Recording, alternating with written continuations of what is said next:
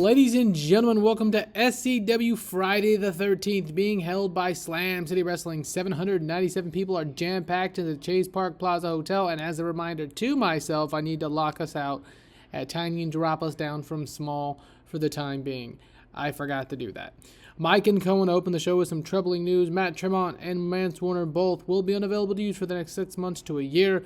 Absolutely changed the direction, everyone, that we're going here in SCW, but we play the cards as they were dealt. Move forward, 63. Does that mean Cohen's gonna, possibly be pushed earlier than I wanted? Maybe.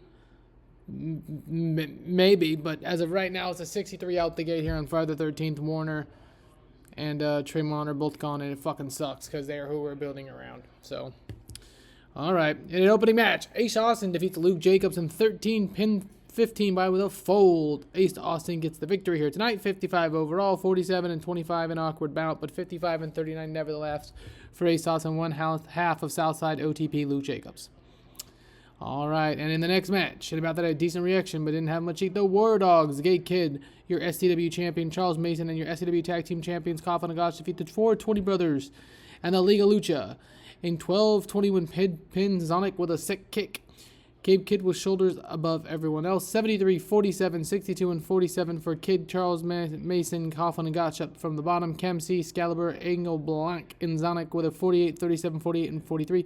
So Gotch was off his game, but I actually thought that this was a pretty good match, to be completely honest.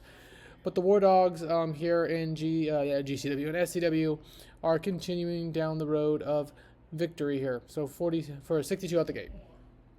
All right, next up. And about that, a decent reaction wrestling, but didn't have much heat. La Hija de Guadabella defeats Holly her Weird J in 11-12 with the Mishi driver. La Hija de Guadabella defends her championship for the 16th time. 30 and 57 for Haley J and Guadabella. 44, 24, and 50 here in SCW with Guadabella getting the victory and defending her championship yet again. All right, next up, and about that, a decent reaction, but little heat. Sam Stackhouse defeats Bam Sullivan and Slex when Sam Stackhouse submits Slex. So 54 for Stackhouse, 39 and 55 for Slex, 56 overall, 49 and 16 for the crowd. Stackhouse, be ready for a face push because we just lost 2 of them. So here we go. Stackhouse with a 56 win here tonight on SCW Slam City Wrestling. Next up, the fans cheer as Marcus Mathers makes his way to the ring, but their expectant cheers turn to boos as Mathers shits on the crowd. Mathers says he's heard SCW was looking for him, and just like Ortiz, their favorites left him, speaking of Tremont and Manser. He says the young prodigy is being paid well for his time, and the amount of effort he puts forward depends on the zeros at the end of the check, and as long as it clears. But fear not, Mathers is here. Poor rating for the young prodigy, that sucks. We'll tweak it a little bit.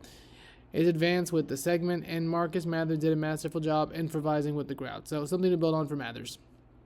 All right, next up, Gringo Loco defeats Alex Zane in 10-28 by pinfall with the 450 splash.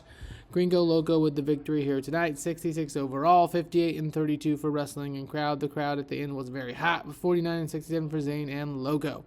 Zane was rusty, but we're going to continue to work on it. I'm actually thinking Zane and Bad Sullivan with the mustaches might get a tag team name after this one. All right. Next up, El Fantasmo defeats LJ Curie in 10-47 with the CR2. Revolver on a lot of hot spots, and he makes defense number 8 of the SCW Triple Crown title. That's right. That was the X Championship that we folded into the Atlas and the Revolution Pro Undisputed Cruiserweight Championship. So the Triple Crown title, El Fantasmo with the victory, 45 and 84. And in the main event, before the main event, we see Eddie Kingston in a diner in New York on his phone, though we can't say who he's texting. Kingston is narrating over the video, talking about trying to find himself again. Ortiz is gone, Traymon's gone, Mansur's gone. SCW, says the Bad King, was built on the backs of us, and I'm the only member of the core 4 left. It's a burden, but somehow it has to do. And the Mad King is just the one for the job. Back on track, Gabe Kidd in my sights. As Eddie looks up, we can see him in the distance looking towards someone, but who is it? So the Mad King getting back on track here in SCW for the fans. And in the main event, and in ultra-violent death match, Joey Janela defeats One Called Manders with a foot stomp via the moonsault. 76 and 63 for Manders and Janela. And it's kind of interesting, 77 overall. I'm going to have to lean on Janela, who I wasn't using. Truly, it puts me in a weird position without two of the guys I was building my main event scene. So it's going to be a lot. It's going to be back to kind of the first handful of shows where it's just matches and slight segments as we kind of get guys positioned where they need to be. I had to change 4 programs that I was planning on doing with these 2 guys that were going to be interlaced throughout this season or the second half of, SCW, but that's fine.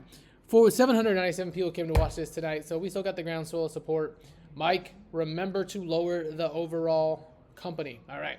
So until next time, this was SCW Friday the 13th, and I'm wishing you guys a glorious rest of your day.